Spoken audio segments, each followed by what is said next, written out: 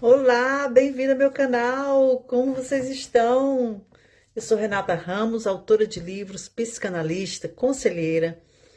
E esse vídeo aqui é um vídeo diferente.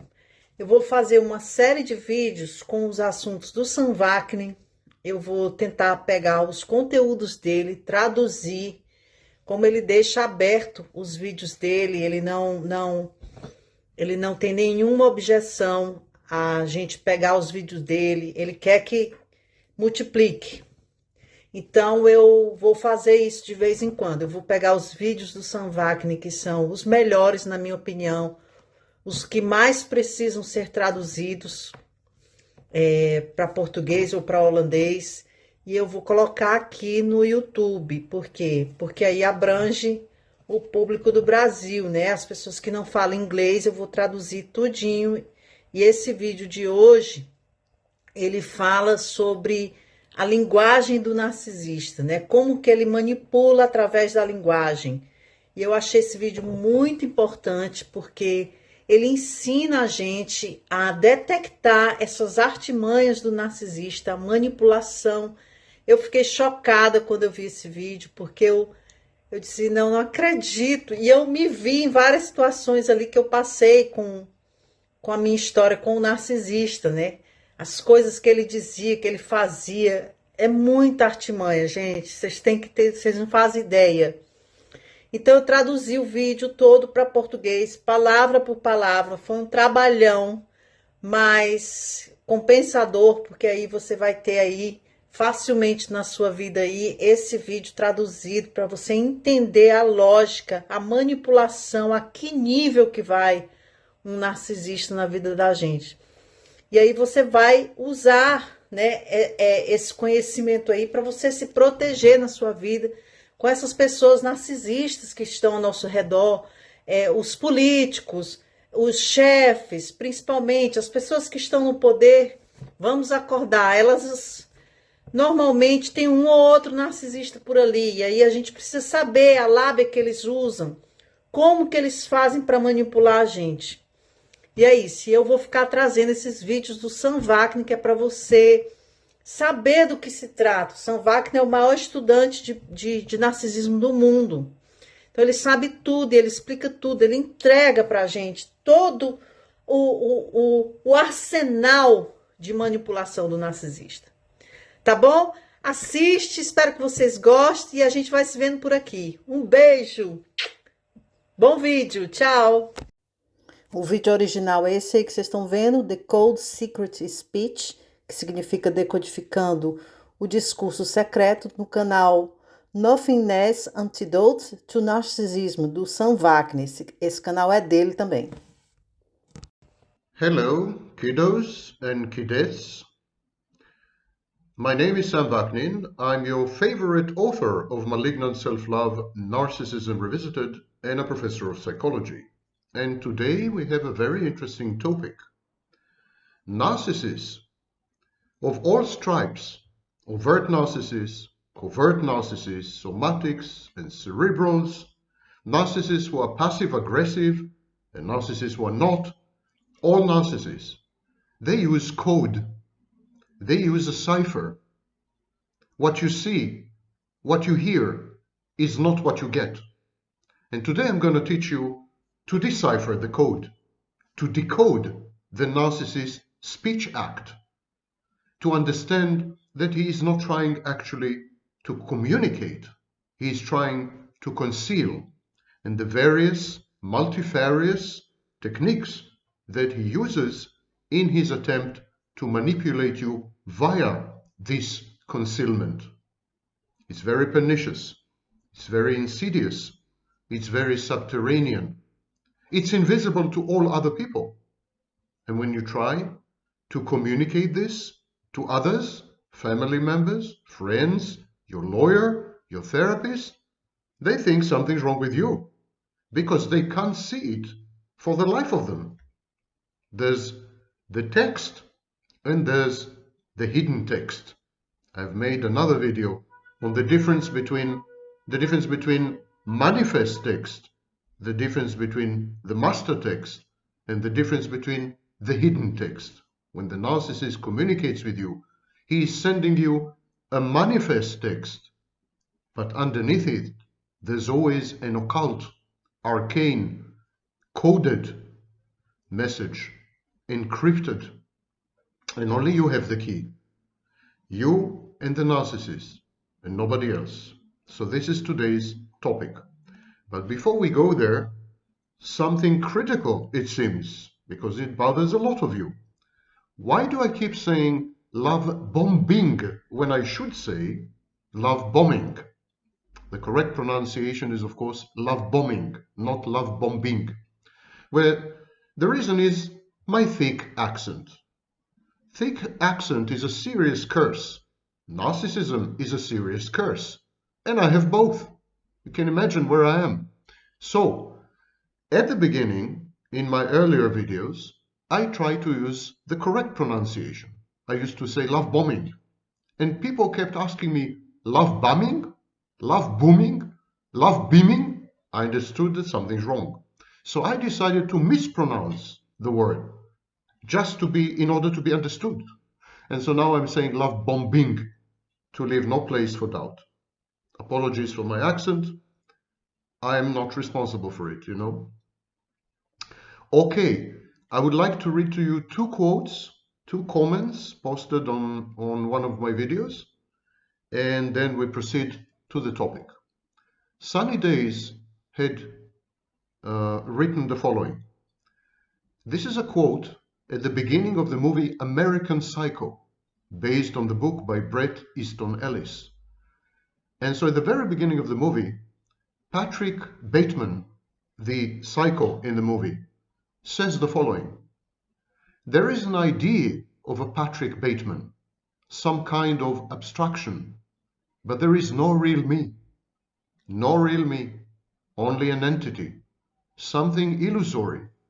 And though I can hide my cold gaze, and you can shake my hand and feel the flesh gripping yours, and maybe you can even sense our lifestyles are probably comparable, I simply am not there.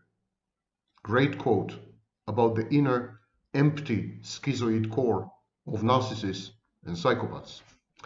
M. Warz, W-A-R-Z, whoever she is, had written a wonderful encapsulation of the borderline condition. Here's what she had written. Here's what she wrote. I have BPD, borderline personality disorder, and you explain this very well.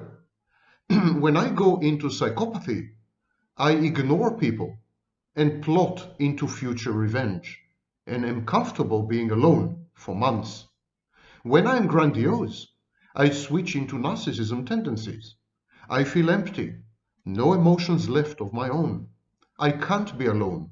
I need validation to breathe. I'm not good with any sexual rejection. I go into BPD rage.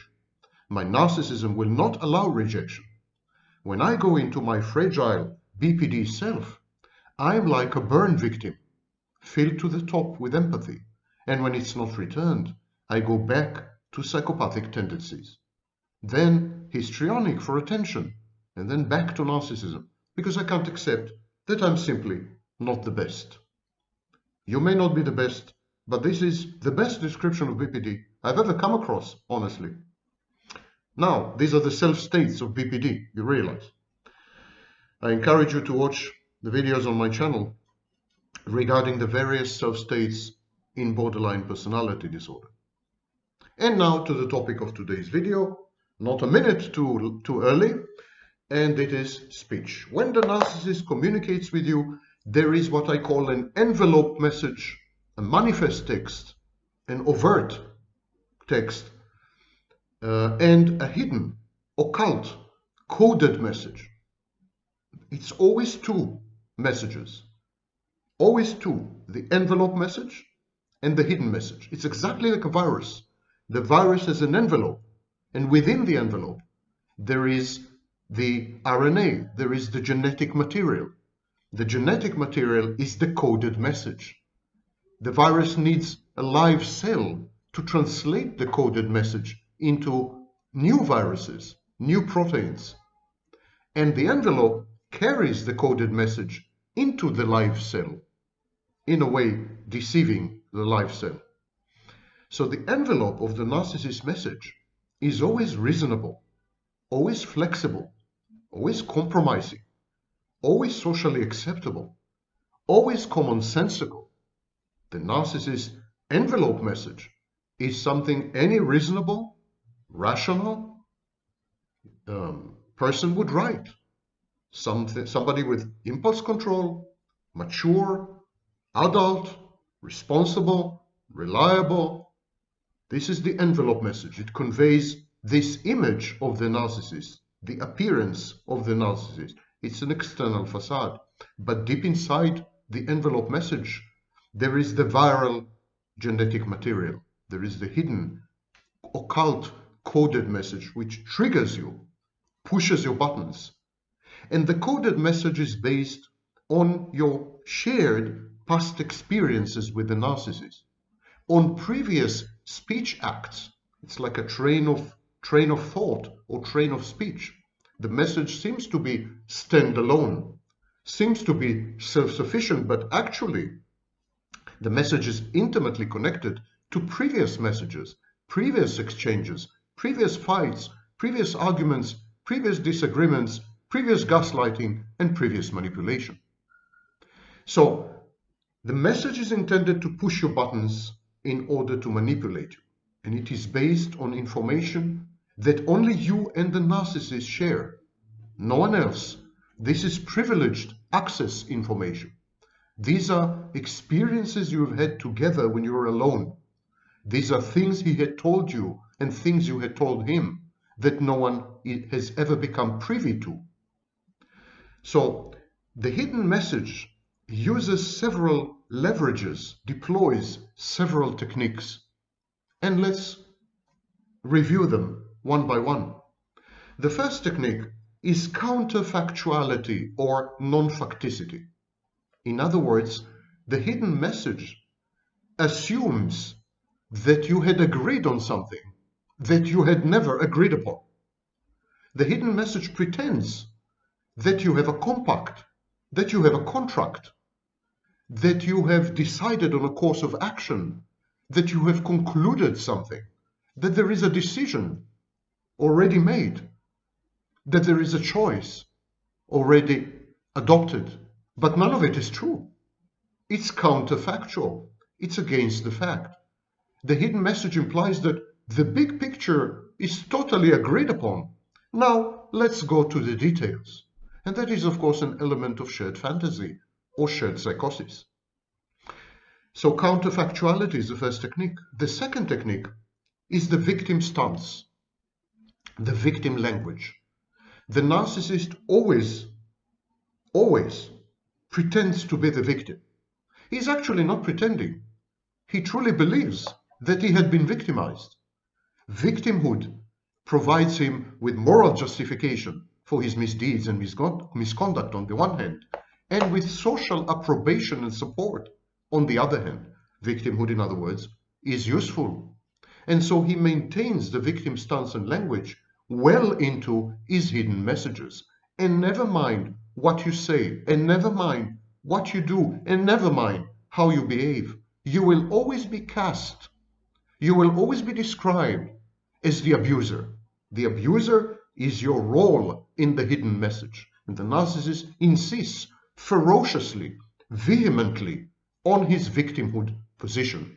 He is a victim, and you will not deny him his victimhood. It's his comfort zone. And he uses projective identification. Projective identification is when the hidden message pushes you, manipulates you into abusing the narcissist, elicits from you an abusive reaction. The narcissist forces you to become an abuser, because when you're an abuser, he's a victim. When you're the villain, he has the moral upper hand.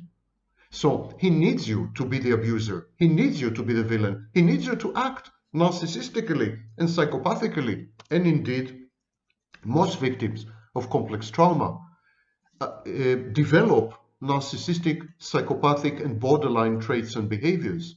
And these are reactive to the narcissist's constant messaging, constant signaling, I'm a victim, you're an abuser. I'm a victim, you're an abuser. It's brainwashing. The third technique is projection.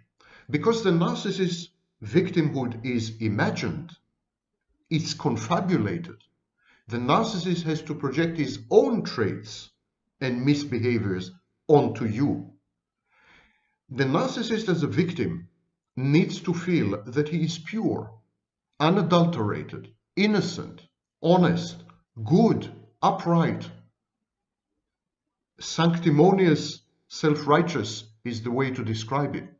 He is falsely modest if he is covert. So the narcissist, he has pseudo-humility. So the narcissist needs to believe that you are the opposite of all these things.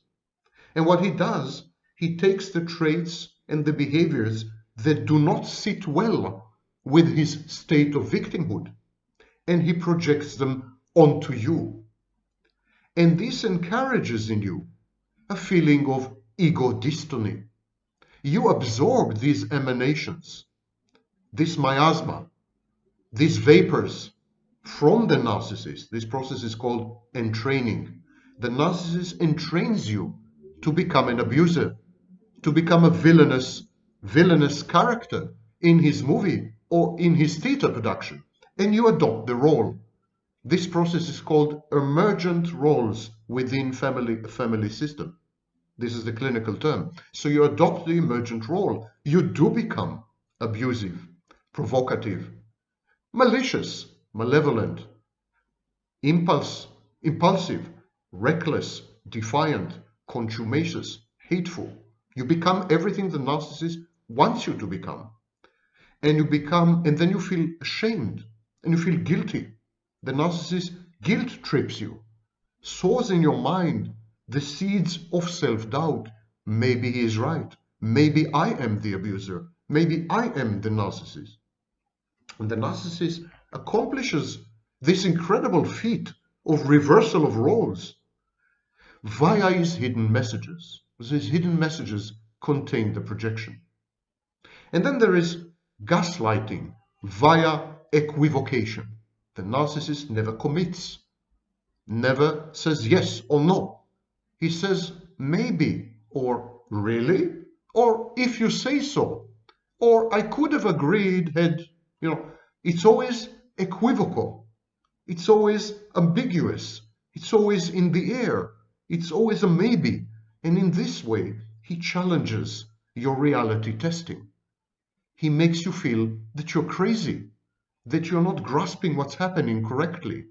He rewrites history, and he rewrites your mind in the process. The hidden messages are usually very hostile.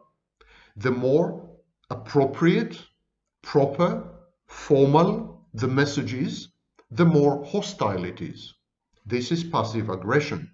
Passive aggression masquerades as civility and good manners and formality, while underneath the surface there is enmity, hostility, hatred, and the wish to destroy the recipient, the frustrating object. So there's a lot of hostility, and you pick up on it. Your sensors, your seismic sensors, via empathy, pick up on this hostility, and it destabilizes you, because being hated is an abnormal state. And you kind of ask yourself, why am I hated? Is it justified in some way? And it unsettles you, disbalances you, ruins your equilibrium and homeostasis, and your view of the world as essentially benign place with good people. The next technique is manipulativeness and coercion via provocation. The narcissist provokes you exactly into acting the way he wants you to act. The narcissist is a puppet master, and his hidden messages convert you into a marionette, into a puppet. The narcissist, for example, ignores your input or your requests as though you had never spoken. He renders you invisible and transparent. Mini break. And feeling invisible and transparent is the worst fear in the human mind. To not be seen is the most rudimentary, primordial, and first terror in the baby's mind. The baby needs to be seen by his mother just in order to survive. Babies who are not seen are not fed. Babies who are not fed die. To be seen is a survival strategy. The narcissist, by ignoring things you say, by ignoring your requests, your wishes, your preferences, your priorities, your emotions, cognitions, by rendering you invisible, by not seeing you as a strategy, threatens your survival, at least your mental survival.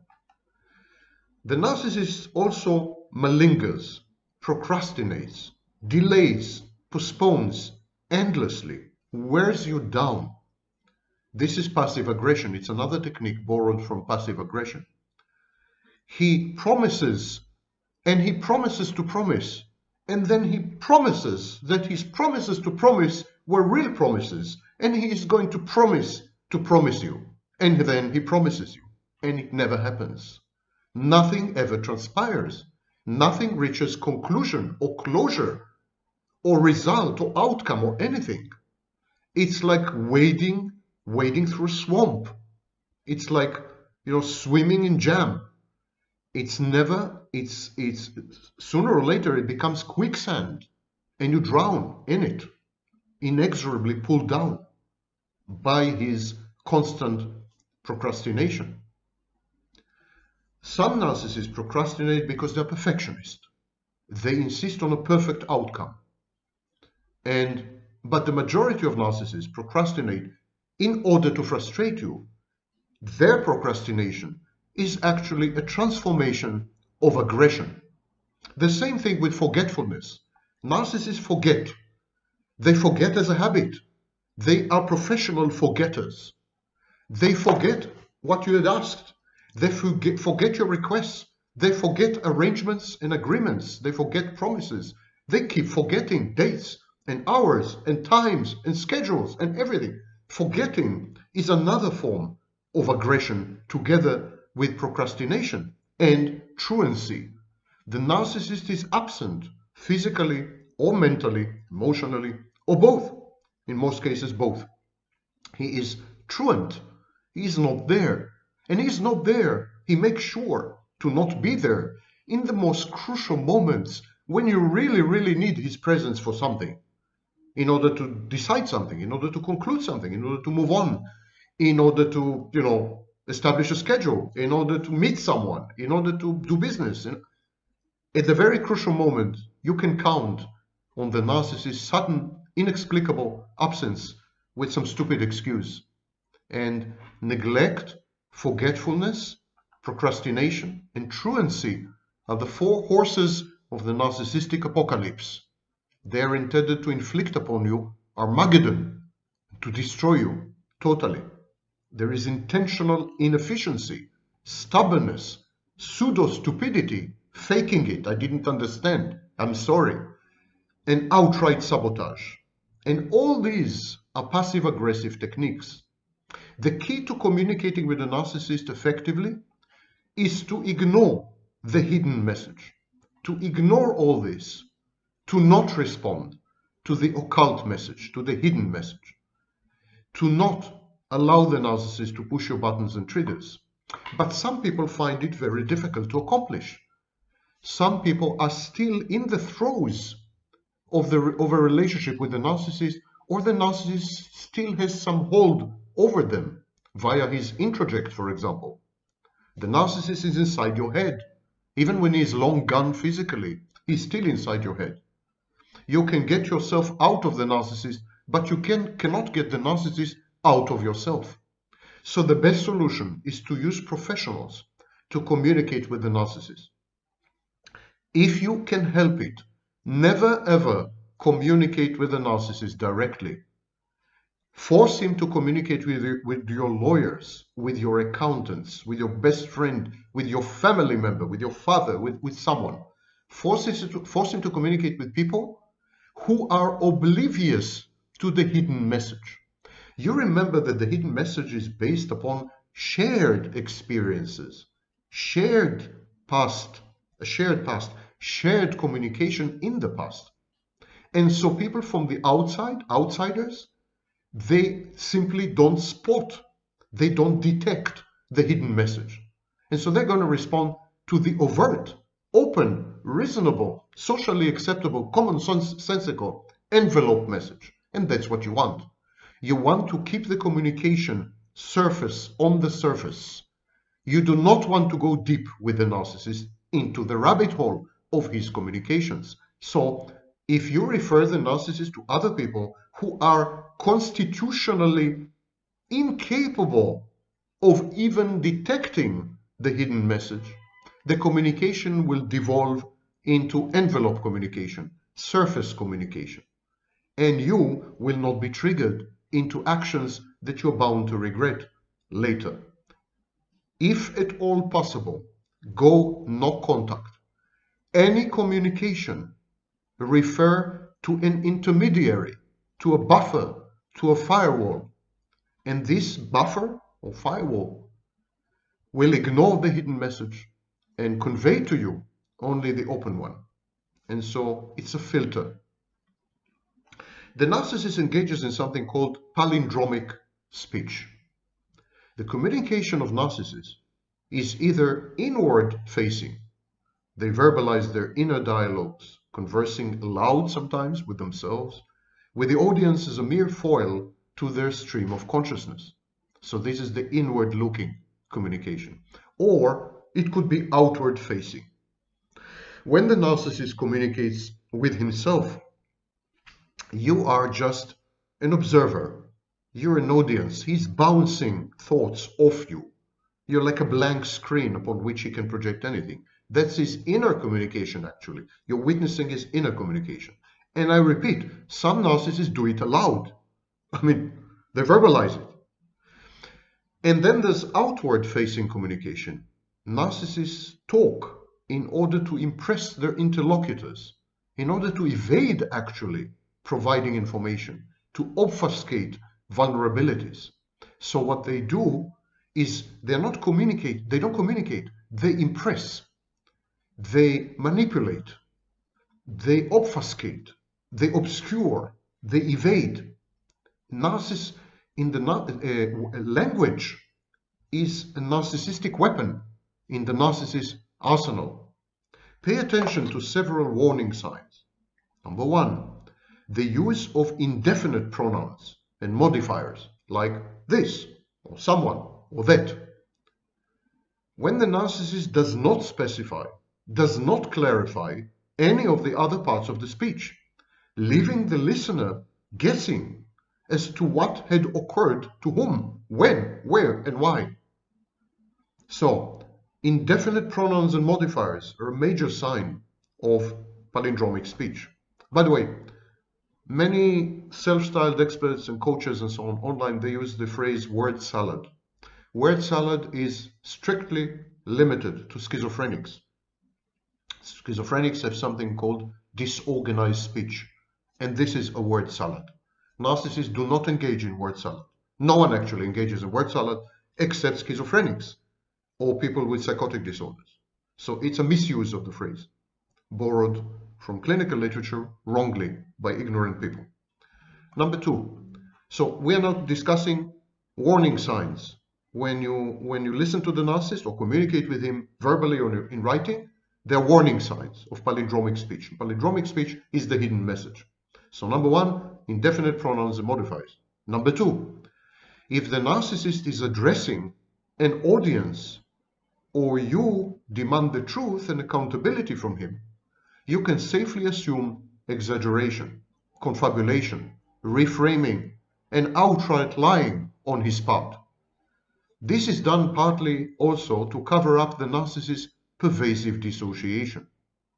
Number three, when the narcissist expostulates on his motivation for doing something, or when he recounts what had happened, he is either wrong, reframing to justify his misbehavior, or to restore ego syntony, or he's just lying out of self-interest, or he has dissociative gaps, amnesic gaps, and he's trying to bridge them with a confabulation. He tries to sell you on what makes sense rather than on the truth. If he doesn't know the truth, he will provide you with a plausible replacement, substitute, or alternative. You remember alternative facts? If you keep reiterating the question, if you insist on an answer, if you insist on the truth, if you persist, he often contradicts himself and comes up with conflicting versions of the same events. Never trust what the narcissist says. Do not let his gaslighting undermine your trust in your senses, your judgment, your observations, your memories, your identity, and your common sense. Make sure that only what you see is what you get. Observe the behaviors and reactions of the narcissist and everyone around the narcissist for clues as to what had really transpired.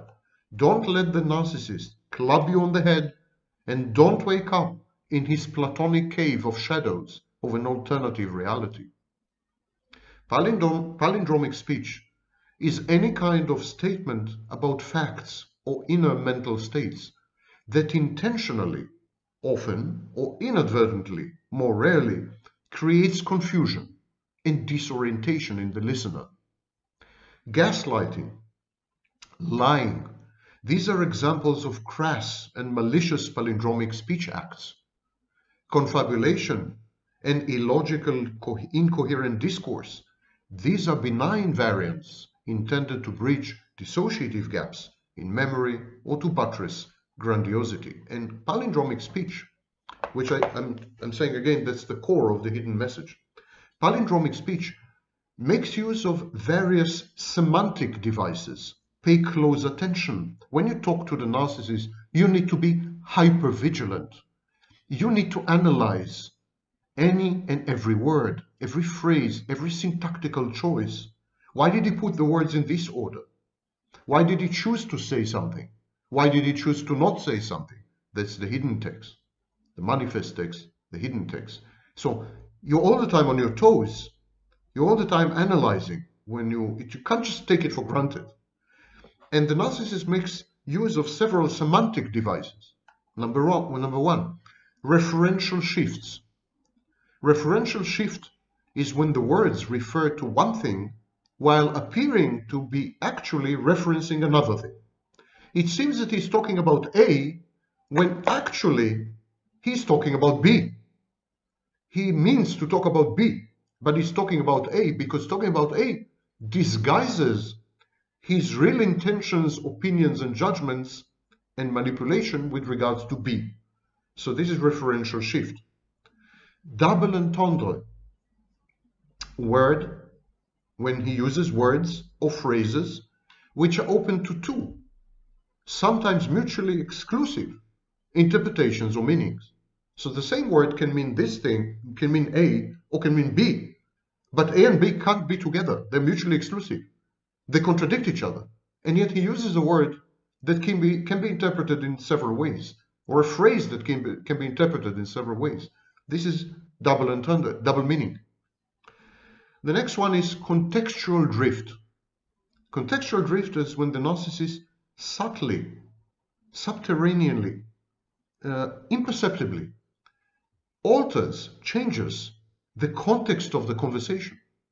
And by changing the context of the conversation, he changes the message and he changes the reality testing. He reframes the whole thing even as you are listening. And you're not aware of it because he's very good at what he does. So suddenly you find yourself discussing something you had no intention to discuss. And you ask yourself, how did I get here? That's contextual drift. Next one is manipulative speech. Goal-oriented utterances intended to impress or to accomplish aims, not to communicate.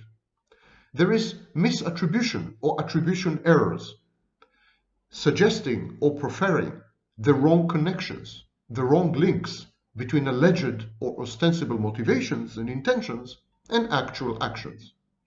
So he interprets actions in terms of wrong motivations, wrong intentions. And in this way, he deflects blame, for example, or he casts his own actions in the best possible light, or he casts your actions in the worst possible light.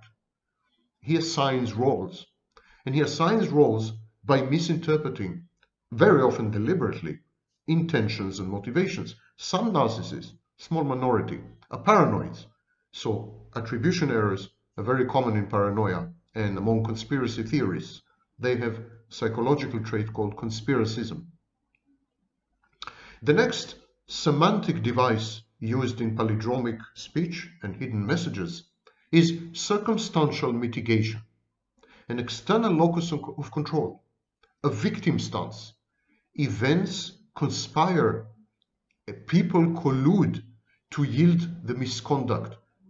And so he says, I misbehaved, what I did was wrong, but you're guilty. It's your fault. You pushed me to do it. Or circumstances made me do it. Or I couldn't help myself. Or something came over me. So there's an external locus of control and there's a victim stance. Events conspired, people colluded, and this gave rise to the misconduct. And he abrogates personal responsibility. He assumes the passive voice. And finally, there's logical fallacies, simply. A very famous example is post hoc ergo propter hoc. In other words, if B had followed A, it means that A had caused B, which is absolutely wrong. I mean, it could be, but it doesn't have to be. Or correlation is causation, or reference to authority, or ad hominem attacks, and so on. Narcissist uses logical malapropisms and fallacies to support his palindromic speech. And palindromic speech is efficacious. Efficacious because the base rate cognitive bias. The base rate cognitive bias states in one of its renditions that people automatically, fully believe 95% of what they are told, sight unseen. People don't bother to verify. They don't bother to cross-check. They don't bother to confirm. In 95% of the cases, they just take it for granted. They assume that most people are good, well-intentioned. They assume that most people are good, that the world is benign, that people are not evil and malevolent and malicious. So they have a base rate cognitive bias. They accept. And palindromic speech uses this vulnerability, this weakness, and that renders palindromic speech very efficacious. And palindromic speech mitigates the ineluctable hurt and pain associated with truth-telling. Honestly, no one likes to hear the truth. People hate truth-tellers, which is why I'm hated. I'm kidding you not. I think I'm hated because I'm a truth-teller. So people hate truth-tellers. And palindromic speech caters to this bias. I've made up my mind. Don't confuse me with the facts. And so palindromic speech colludes with psychological defense mechanisms, such as denial, and with behaviors such as reframing and avoidance. It is powerful, very powerful, psychodynamic allies inside you. The narcissist co-opts, the narcissist works with, leverages your own psychological defenses. That's what makes the narcissist speech so irresistible, so hurtful, so accomplished. There are two other obstructive speech patterns, the hypothetical speech pattern and the counterfactual speech pattern. The narcissist, borderline psychopath, they use hypothetical speech to test the waters, to see how their interlocutors would react to certain information. So sentences like maybe, or possibly, or it could be that, or I think that, or I thought so but wasn't sure, these are all forms of exploratory excursions. The narcissist and borderline psychopath, they're testing the waters. How are you going to react if they were to convert these sentences into certainties? How would you take it badly if they say something? So they say, maybe I should have done this, maybe you should have done this. The maybe is kind of plausible deniability. I said it, but it just said maybe. It's like someone insults you, humiliates you online, and then at the end they write, just saying. So maybe X in the narcissist speech, maybe X means X had actually happened. X is the truth. But how do you feel about it? Maybe X, I'm testing. Counterfactual speech is a lie or misinformation, disguised as either a rhetorical question or a statement of settled and universally accepted fact. For example, maybe she flirted with me at the restaurant, but she didn't come to my room later that evening now, did she? Well, that's a strong indicator that she did visit his room that night. And so this is counterfactual speech. There are three types of manipulative speech.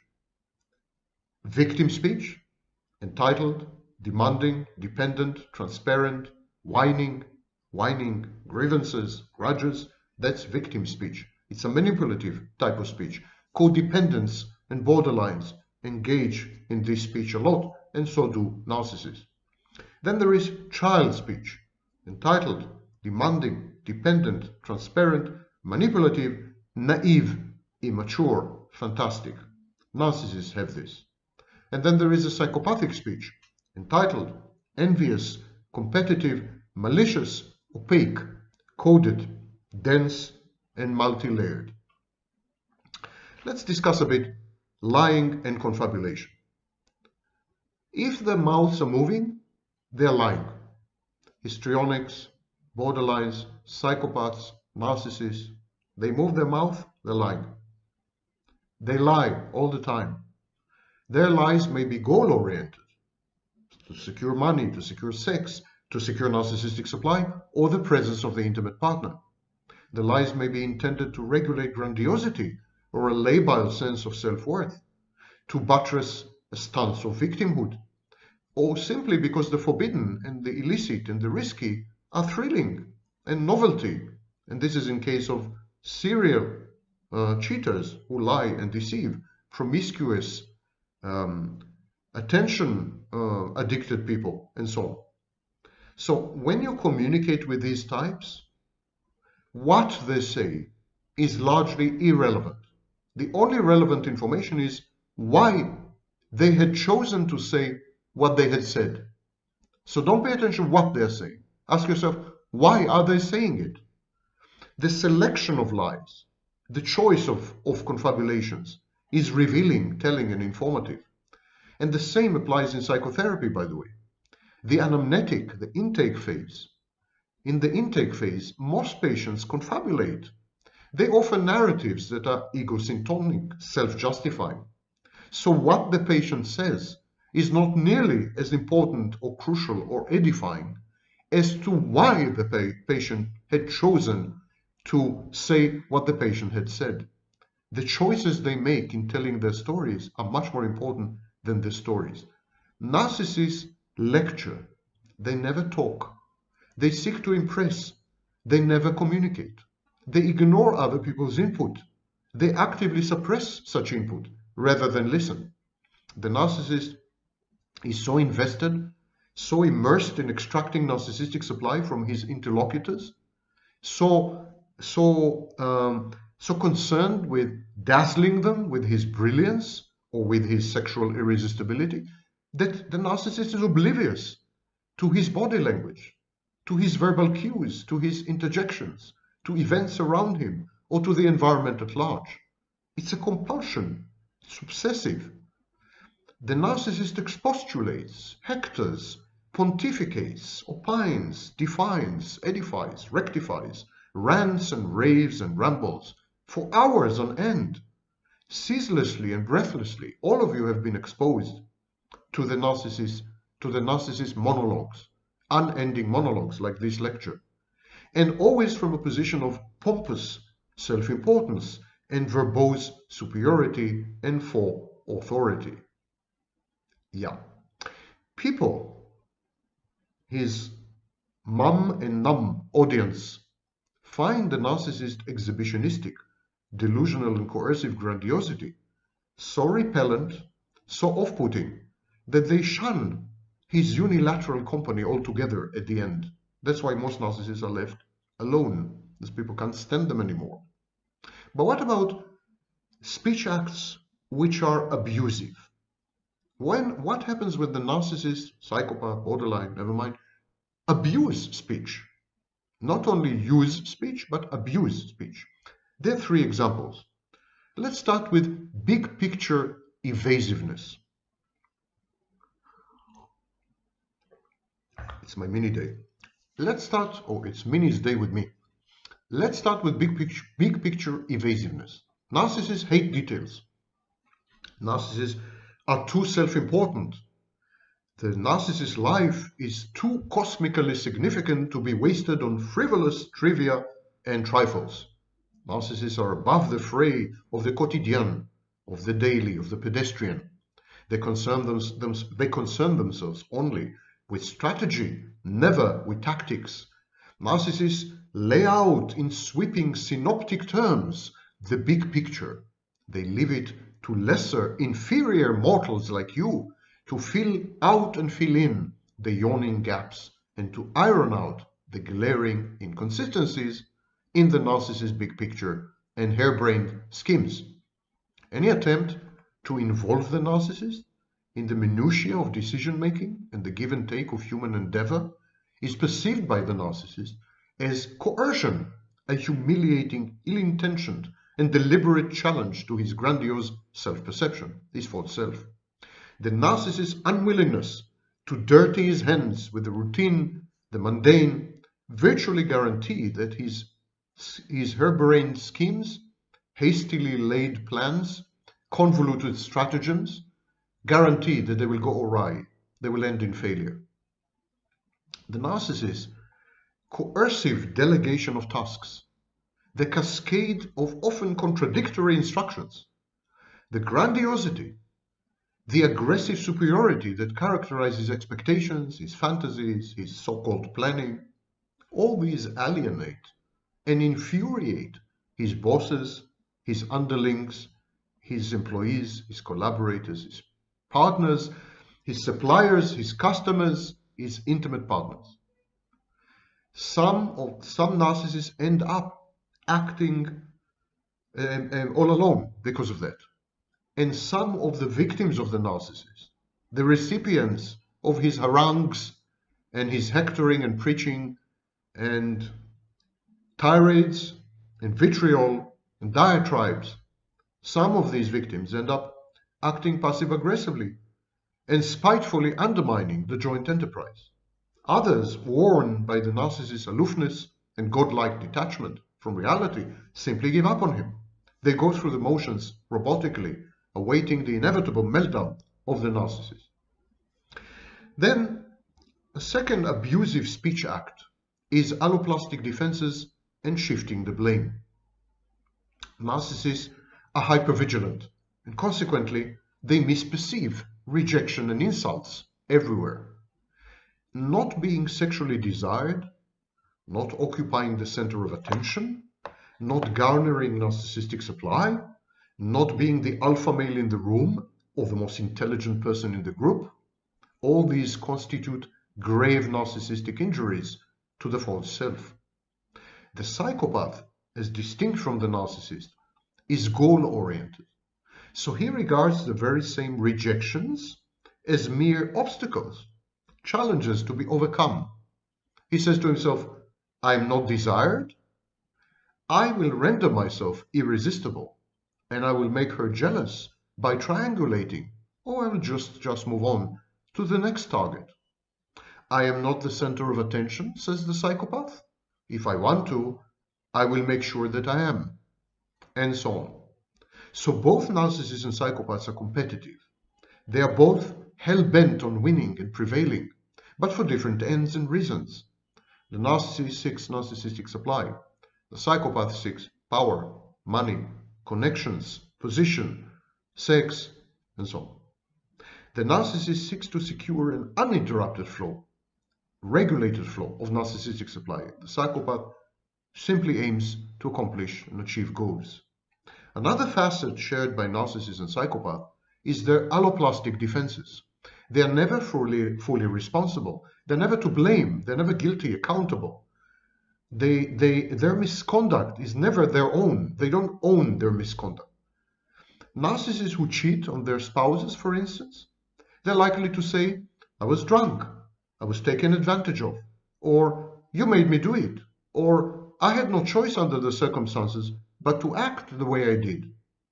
The psychopath will use the theory of just deserts. Psychopath will say, they deserve it. They had provoked me. They mistreated me. They acted stupidly, so they had it coming. Or, I deserved it, so I took it. Or, this is the way of the world and I had to do what I did just in order to survive. A man has to do what a man has to do. The third abusive speech act is much more famous. I was the first to incorporate gaslighting into narcissistic abuse in 1995. Gaslighting preceded, of course, my work in 1995. You have descriptions of gaslighting as early as 1968 using the term gaslighting. But I was the first to introduce gaslighting into the discourse of narcissistic abuse when I coined the phrase narcissistic abuse. So, passive-aggressive gaslighting is an abusive speech act. Nothing is more infuriating than the passive-aggressive evasiveness or gaslighting of the narcissist or psychopath. It's like trying to hold on to a slimy goldfish. You can never catch, you can never kind of settle. There's no fixed point. Everything is in flux, everything is kaleidoscopic. You can't get a straight answer. You can't get to the truth of what had happened, if anything had happened. The narcissist and the psychopath denies that anything at all had happened. Then he parades a kaleidoscopic array of protean contradictory versions of what may actually have happened or occurred. Then he minimizes the meaning of what finally he grudgingly acknowledges had transpired. Throughout this teeth-extracting process, the narcissist implies that to dispute his claims or to doubt him is a sure sign of mental derangement and proof positive of an impaired reality testing, or else it's malicious. Having admitted wrongdoing, the narcissist axiologically reframes the transgression. In other words, he misattributes it to some values. He did nothing wrong in his book. The values of the injured party are old-fashioned, possessive, plain irrational. The other party is insanely jealous. The narcissist's misconduct is common or accepted where he comes from. It's a question of culture. He could not have acted differently under the circumstances and constraints of the moment. Isn't this understandable? Why do you keep harping at it? Can't we let go? He had no premeditated intention to act the way he did. It just simply happened. It just happened because he was drunk, or high, or stressed, or angry, or sad, or disappointed, or lonely, or miserable, or something. It's never his fault. Things happen to the narcissist, or the psychopath, or the borderline. Things happen to them. They are the passive receptacles and recipients of fate, destiny, institutions, other people. And finally, the narcissist shifts the blame.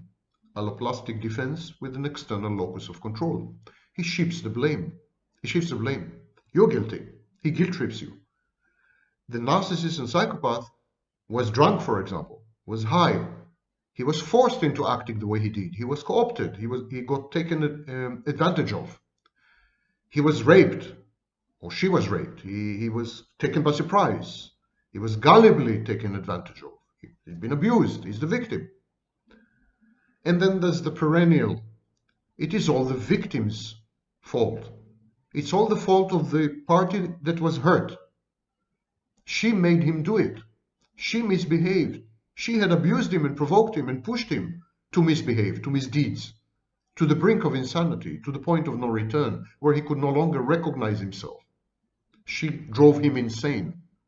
Usurping the victim role is a surefire sign that the narcissist or psychopath has done something truly rotten or truly dangerous. When the narcissist goes all out on the offensive, you know that he did something really, really bad.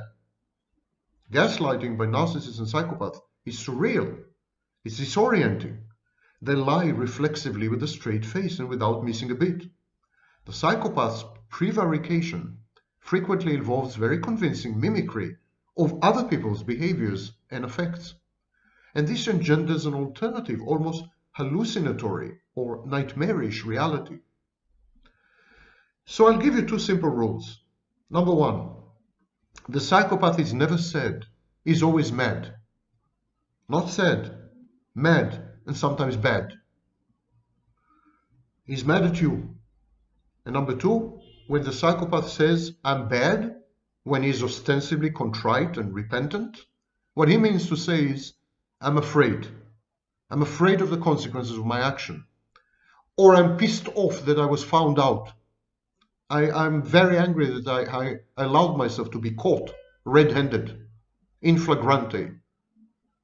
So when the psychopath and the narcissist say, I'm bad, I'm sorry, it's my fault, I regret it, I'm remorseful, they don't mean this. They mean to say, too bad you found out. As Hervik Cleckley wrote in his masterpiece, The Mask of Sanity, actions and behaviors are the psychopath's only true forms of communication. Actions and behaviors are the narcissist's language. We should therefore pay attention exclusively to what the psychopath and the narcissist do and utterly ignore absolutely everything they say. So why do we often believe and trust narcissists and borderlines, psychopaths, when they tell us what had happened? Why do we fall for their lies? Because they're not lies. Psychopaths prevaricate to secure goals. Narcissists and borderlines rarely do. Most commonly, they confabulate.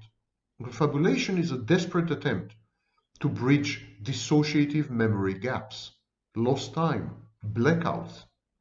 Narcissists and borderline are desperate to make sense of a discontinuous, disjointed, fragmented world. And to do this, they accomplish this.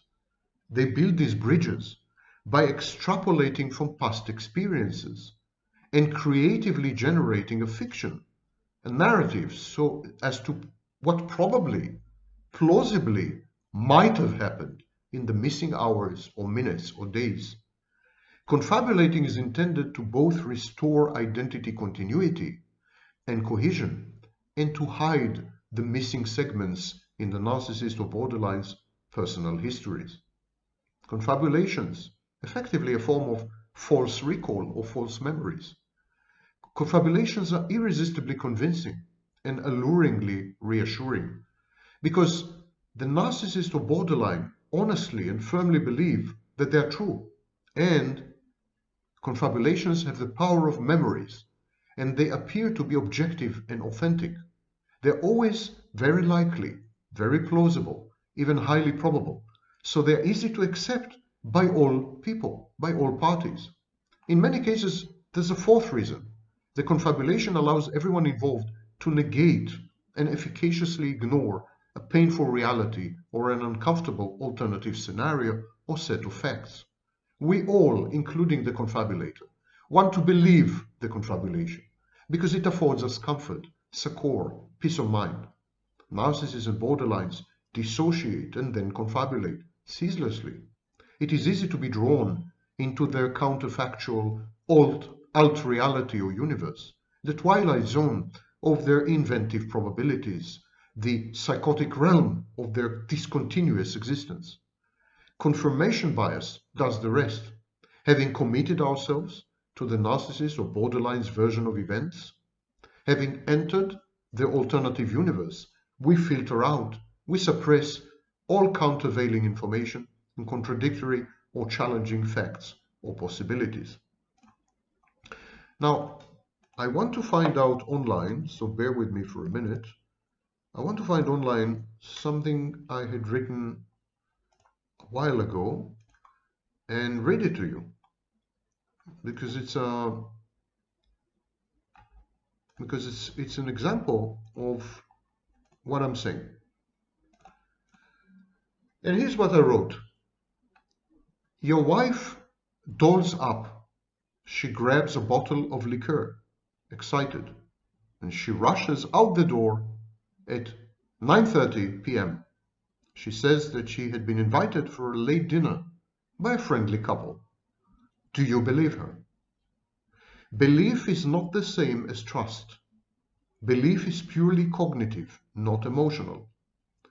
First, you have to care enough to scrutinize and contemplate the issue.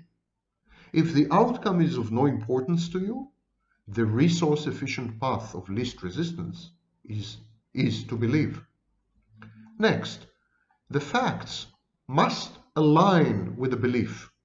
The facts cannot be blatantly counterfactual, contradict the belief. If the facts match a possible benign interpretation, you are likely to adopt this interpretation in order to reduce dissonance and hurt owing to the deceit of your wife. So you're likely to adopt confirmation bias. If you wish, or if you're forced to maintain the status quo, the way things are, turning a blind eye, self-deception, is actually the only viable option. And finally, awareness and even vigilance are inversely proportional to the extent of idealization, splitting, projection, reframing, and other defense mechanisms. You are far more likely to believe your wife if you're still idealizing her. For example, eyes wide shut are conducive to belief. So this is an example of gaslighting and why we believe gaslighting and lies and confabulations. I want to end with a general statement. There's no reasoning with the mentally ill. Mentally ill people cannot be reasoned with, cannot be analyzed with any rationality. This is because mentally ill people are capable of harboring opposing, dissonant, and contradictory cognitions and emotions at the same time. This is called paradoxical thinking, hyperflexibility. So the mentally ill person can at the same time believe two contradictory things, think two mutually exclusive things, feel ambivalently two conflicting emotions. You can't. Bateson called it the double bind. Lang dubbed it the incompatible knot.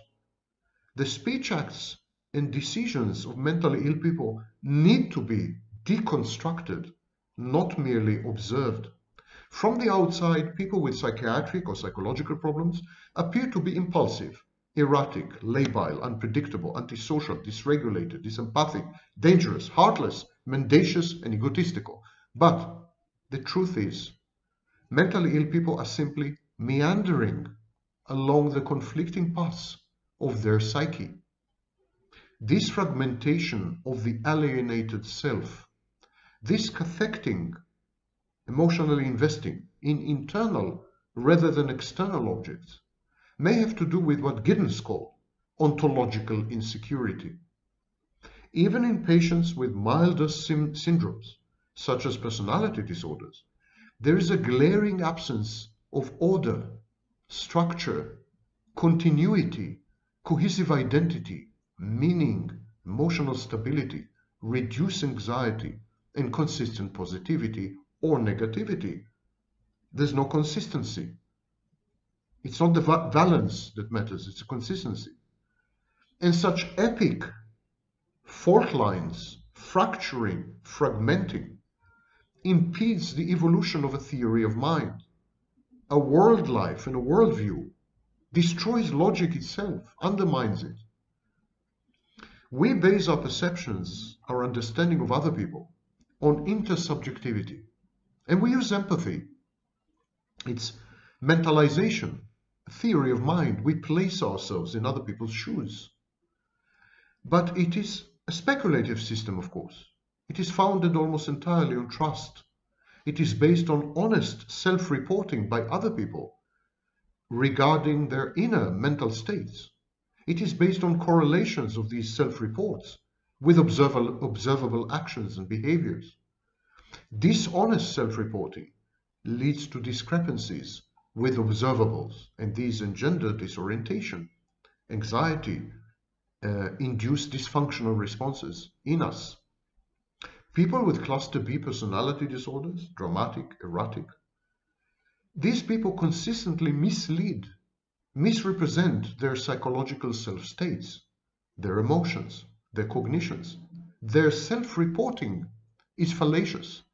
This prevarication has to do with identity disturbance, dissociative amnesia, confabulation and manipulative lying and gaslighting. And consequently, it's hopeless. There is no point in trying to grasp, analyze, comprehend, understand, predict these personalities. These personalities do not possess a stable core and in many respects don't exist. There's an empty schizoid core there. There's emptiness. It's like negotiating with the void. It's like howling into deep space. They're either subjected to and at the mercy of labile and dysregulated whims of their moods or emotions, or they are no longer with us, steeped in delusions of grandeur with fantastic landscapes, pseudo-psychotic, impaired reality testing. And in many cases, they're simply lying through their teeth. So why bother? And every word I said here is the truth. Maybe.